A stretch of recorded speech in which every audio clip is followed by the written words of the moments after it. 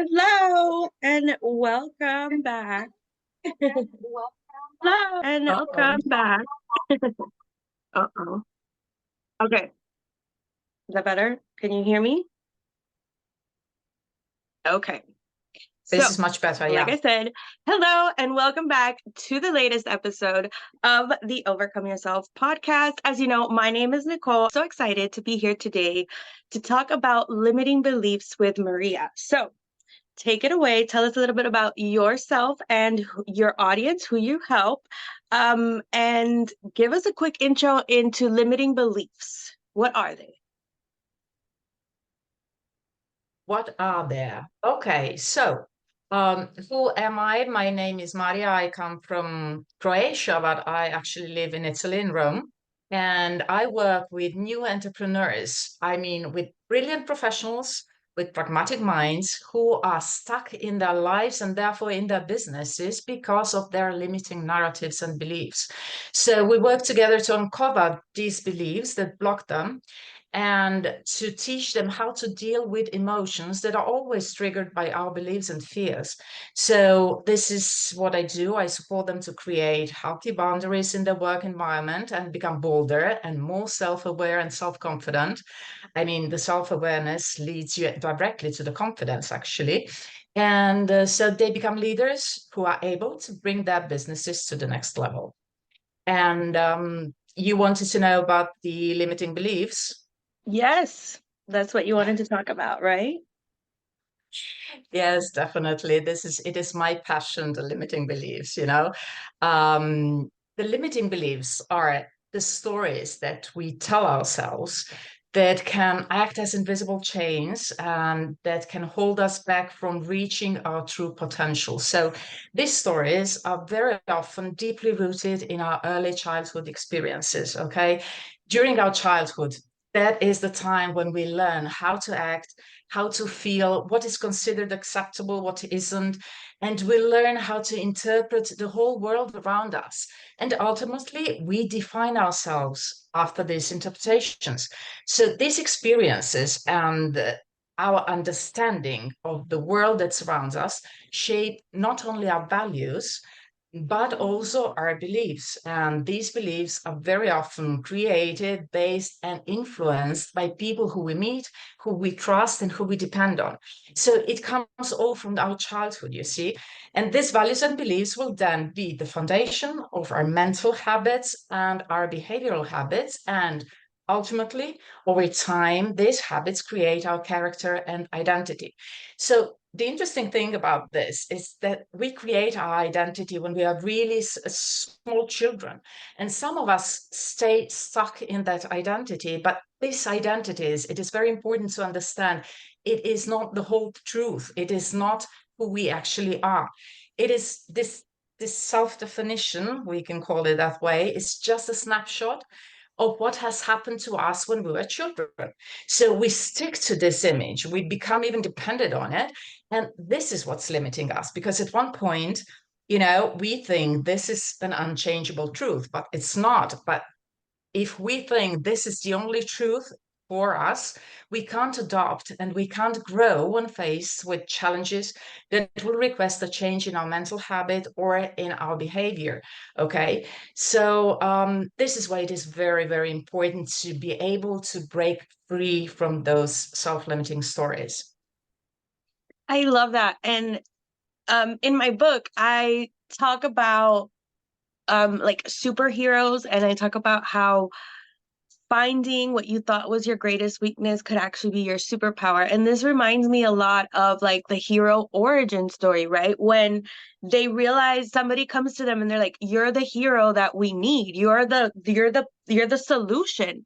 And in their mind, in their identity, they're like, "I'm just a high school student. I'm just a mom. I'm just me. Like, how can I be the one that's going to do this?" And I think that it relates a lot to that, right? Like we are holding on to this identity and I'm just this. I'm just an employee. I'm just a teacher. I'm just a server. I'm just whatever. I'm not that, right? And it's when we are able to shed that identity. I love that. and realize step into, well, what else can we be? Because we're not just one thing, right? We're a daughter and then we become a mom. Like we're a student and then we become like a teacher, right? Like we teach others once we learn. We're a trainee and then we become like, the master, right? And so yeah, I love and I want to bring this also back to something you said in the beginning. You said um self-awareness helps us increase confidence. Is that what you said? Can you Exactly. talk to me a little bit more about that?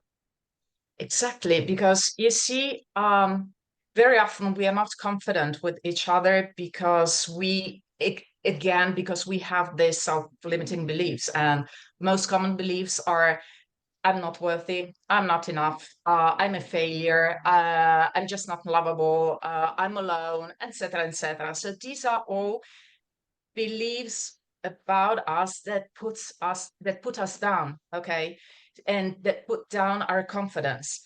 Once you get aware of the fact that these are not the actual and total truth, but just a belief that I am stuck with, okay, and that I'm grabbing, like this is me, this is me, and identifying myself with it.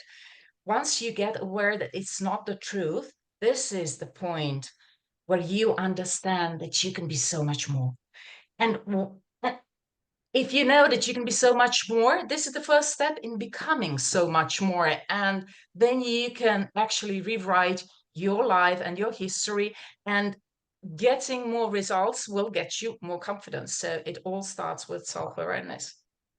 I love that. I love that. And yeah, learning to take action. So, one of the main things that I teach is gratitude. Like that's where my book starts off before we start talking about the superhero thing. But um, gratitude to be able to accept, right? To be grateful for, to appreciate the things about ourselves, right? Because if we can't see them, I love it. Like it matches so perfectly what you're talking about with what I do.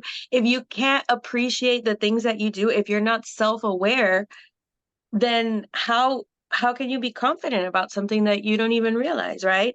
And so like Exactly. one of the things that I write about is, for example, I used to tell myself all the time, it was like a recurring story. You don't get anything done. You haven't gotten anything done today. And it didn't matter what I did. Doesn't matter. Like I could have done a bunch of house stuff. I could have been writing my book. I could have spent 8 hours on my computer writing, and my brain would be like, well, you haven't done anything today because look at this long to-do list that you still have. And I was like, wait, wait, wait, wait, wait.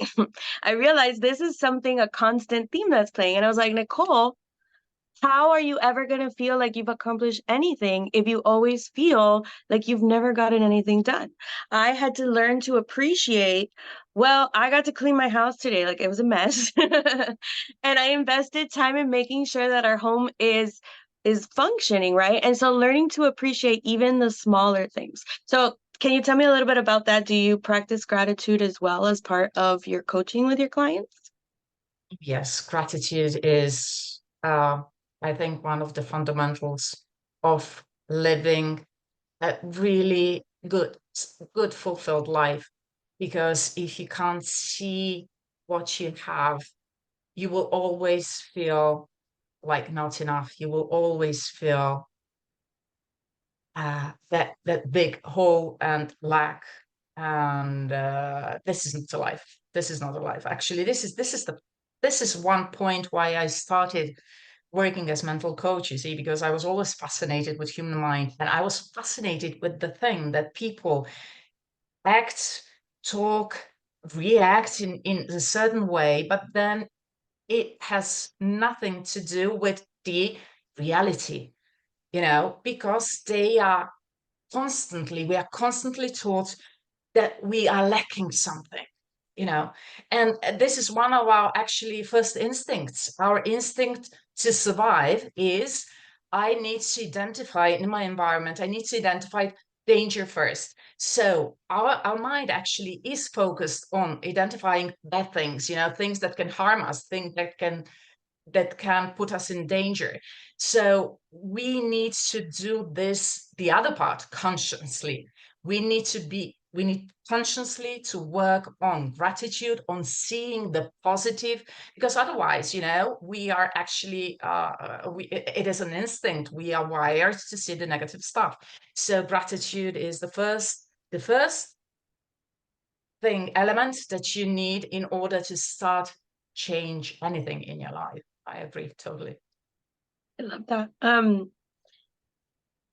Makes me think of learning, like if you're giving that analogy, we're like in a constant fight or flight mode, right? Um, because, well, we have to learn to live in not danger, right? So instead Exactly. of being in fight or flight, what's the opposite? And how can I be there instead? The opposite being rest and digest, right? And so learning to rest, like I know it sounds silly, but what are So some tactics? Like what is something that you might help your clients with when it comes to rest? Because that's such an important part of overcoming limiting beliefs, right? Like I can't be resting because I need to be working. So talk to me a little bit about that. yes, well, this is an interesting question. Um, it's different for every person, I must say. I mean, when I work on limiting beliefs, it depends on a limiting belief. I can tell you, for example, when you said fight or flight response, I have a client who has an anxiety problem, really anxiety problem, and panic attacks problem, and he spent years of trying to fight it, trying to get better with medications and meditation and whatever there was, whatever approach there was, he tried it. Okay, he'd done it, and it couldn't help him. The anxiety starts as the really, really how do you say this? Um, Help me out. I'm sorry. No, you're You'll fine. get this. You'll get this. I'm missing the word. Well, I'm bilingual, so when I, you I totally understand. Like you have a word and then you can't grab it. yes, You're like, how do I say it? Yes. yes, yes, yes. So when you have an anxiety problem, it puts you in the constant fight or flight response Mhm. state. Okay, so this is why it came to my mind. And you see, after he was like 5 or 6 years in psychotherapy, on drugs, everything, and meditated and journaling and whatever. And I've been working with him now for 7 months. And once that actually what really helped him was understanding that his limiting belief, which goes far beyond the obvious things. He said, I'm in this response because I was tortured and well, when I was a child, mistreated, and I have so many traumas. So this is why I'm anxious. I have anxiety problems. But the the his self-limiting belief was that he identified himself with being anxious and being mentally sick just because he has an uncle who was mentally sick and ended up in a psychiatric hospital. So this was he was convinced when he had the first attack, his father told him, you see, you will become like your uncle. And that was the end for him. And now that he knows that it's not the truth, that he doesn't have to end up like his uncle, he started actually fighting it. And how do you fight it? With gratitude. You fight it because you have to journal every single day. For example, journaling is the really, really a great technique. He's journaling every single day the positive things about around him, everything that happened positive in his day yesterday. What happened nice, what is he grateful for himself, for the world around him, at his work, whatever, but only concentrating on gratitude and on his strengths. He started he transformed completely his life. He actually hasn't got any panic attacks in months now. He just got his driving license, and he wasn't able to get out of his home. I mean, he needed to leave his work really because he wouldn't be able to go into the office. He was afraid of the traffic, and now he got his driver's license. It's really, really great.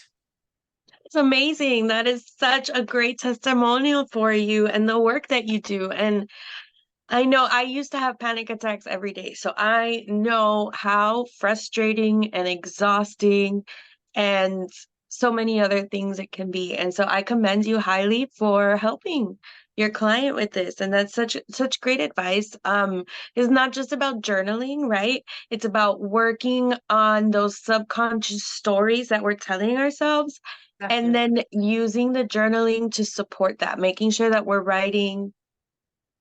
focusing, right? Like there's prompts and there's things that we need Yes. to make sure that we stay positive and we're not just doling out. Because I'm guilty of it. I used to, all this is wrong with my life, right?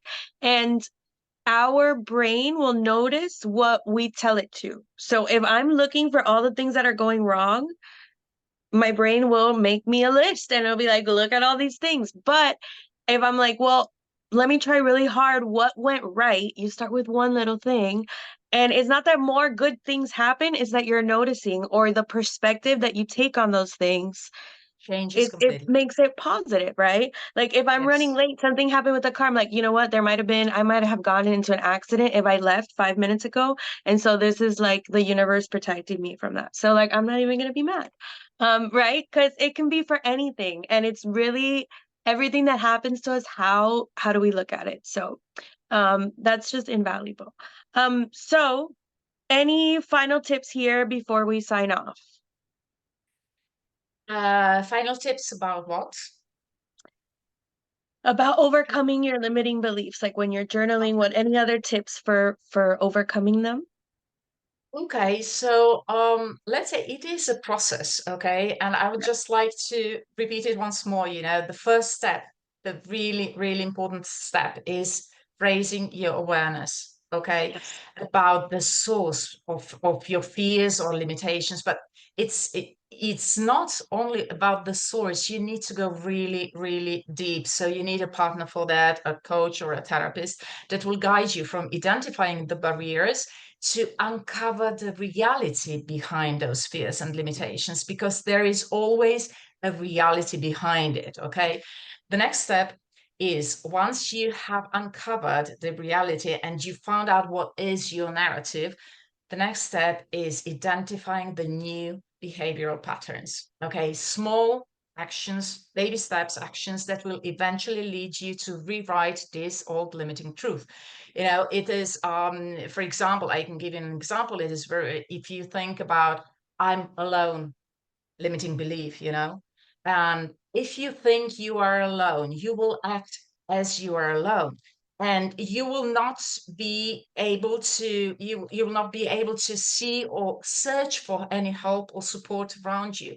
But once you discover that that is not the truth, that there are lots of people who are around you and who actually you can turn to, you can start changing your behavior. You can start acting differently. And even though it is very difficult, okay, it is very difficult, it takes getting out of your comfort zone and doing things that are not you. But this is what it is about changing your identity. You have to do new things to have new results. So when you start acting like you are not alone, eventually you will not be alone anymore. So it is great. And the last important thing is persistency. Okay. No change is linear. And I always tell that everybody, you need to be very aware that it is not a linear path, it is not a simple path, but because by changing your identity, you will align yourself with different people. And there is an inevitable change in your environment as well. So it doesn't happen overnight, okay? You need patience, persistency, and resilience to do any kind of change. So, you know, change your thoughts and you will change your whole world. This is something that I'm really, really convinced of. Yes, But and it's I think we are a testament to that because, like I said, I used to have panic attacks every day, and I was not around the right people mentally, right? Just in terms of like they're not talking about what you and I are talking about. Like we're not researching, you know what I mean? And Yeah. as I've raised my vibrations, as I've educated myself, as I've taken control of those stories, right? Now I attract more people who think like that, right? And so it was a process. It didn't happen overnight. I became the person who can sit here and interview you and talk to you about these very high level subjects because we can get into quantum physics and start talking about, like how Yes. the universe, how we create things just in the vibrations by talking about it. Words are powerful. And so as you're doing these things, as you're creating these habits and you're adjusting your perspective with gratitude, all of these things come up. So yes, it is a difficult process. And you will bare your soul. It's facing Yeah, but yourself, right? it's possible, but it's possible, but it's Yes, possible. The important thing is I always suggest to have an accountability partner for it. yes, yes. Okay, And it's somebody so you worth trust. it. So Yes, worth it. absolutely. Absolutely. Absolutely. Yes. And do you have a free gift for the audience that's listening that they can come check out from you? No, but I I didn't think about it, you know. I'm not really very social. I must say so no, I don't, but you know, I can offer a free consultate free call. Okay. How Okay. would you Yeah. say that? Consulting Consultation. consultation. Yeah, I can offer for people, Wonderful. yeah, for your listeners, I can offer free consultation.